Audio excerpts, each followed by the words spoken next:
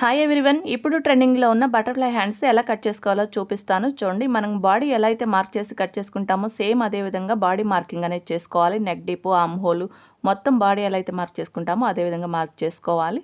ఇప్పుడు దీన్ని neck deep వచ్చేసి 5.5 ఇంచెస్. ఇది 12 ఇయర్స్ పాపది, అందుకని నెక్ డీప్ అనేది కొంచెం తక్కువ ఉంది. ఈ కర్వ్ షేప్ ఎలా డ్రా చేసుకోవాలో చూపిస్తాను చూసేయండి. షోల్డర్ దగ్గర నుంచి కిందికి 3.5 ఇంచెస్కి ఒక మార్క్ చేసుకోవాలి. యువతల వైపు కూడా 3.5 ఇంచెస్కి ఒక మార్క్ చేసుకోవాలి. ఈ రెండు మార్కులు కలుపుకుంటూ ఇలా లైన్ గీసుకోవాలి. ఈ లైన్ పైకి ఒక 1/2 ఇంచ్ పైకి ఒక మార్క్ చేసుకోవాలి. ఈ కర్వ్ షేప్ అనేది డ్రా చేసుకోవాలి. చూడండి, ఈ కర్వ్ అనేది నెక్ వైపుకి తిప్పుకోవాలి. అలాగే ఆర్మ్ హోల్ వైపు కూడా ఇలా కలిపేసుకోవాలి. ఆర్మ్ హోల్తో ఇది కట్ చేసేసుకోవాలి. ఈ నెక్ డీప్ అనేది పెద్దవాళ్ళకి కొంచెం పెరుగుతుంది, ఈ లెంత్ కూడా పెరుగుతుంది. పెద్దవాళ్ళకైతే ఇది పాపది కాబట్టి చిన్నగా ఉంది. ఈ కట్ చేసిన ప్లేస్లో మెయిన్ క్లాత్ ఫ్రిల్స్ మాదిరిగా వస్తుంది బటర్ఫ్లై హ్యాండ్స్ అంటే. అది ఎలా కట్ చేసుకోవాలో చూడండి. షోల్డర్ దగ్గర నుంచి ఇక మార్కింగ్ చేసుకుని కట్ చేసిన వరకు గ్యాప్ ఎంత ఉందో చూసుకోవాలి. 3.5 ఇంచెస్ ఉంది.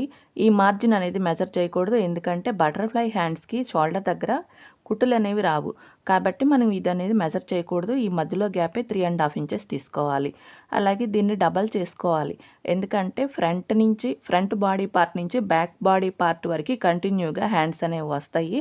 అందుకని చెప్పి ముందు 3.5 ఇంచు, బ్యాక్ 3.5 ఇంచు, మొత్తం కలిపి 7 ఇంచెస్ వస్తుంది.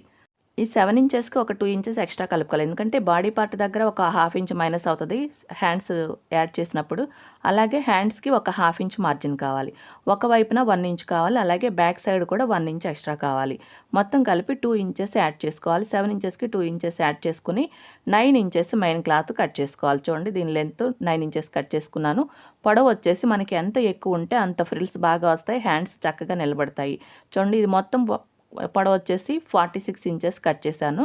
ఇలా ఎక్కువ ఉంటేనే ఫ్రిల్స్ చాలా బాగుంటాయి. హ్యాండ్ ఇలా ఫోల్డ్ అవుతుంది అనమాట. ఇదంతా మొత్తం ఫ్రిల్స్ పెట్టేసుకోవాలి. ఈ హ్యాండ్స్ ఎలా కుట్టుకోవాలో నెక్స్ట్ వీడియోలో చూపిస్తాను. ఒకే వీడియోలో మొత్తం కవర్ అవ్వట్లేదు కదా.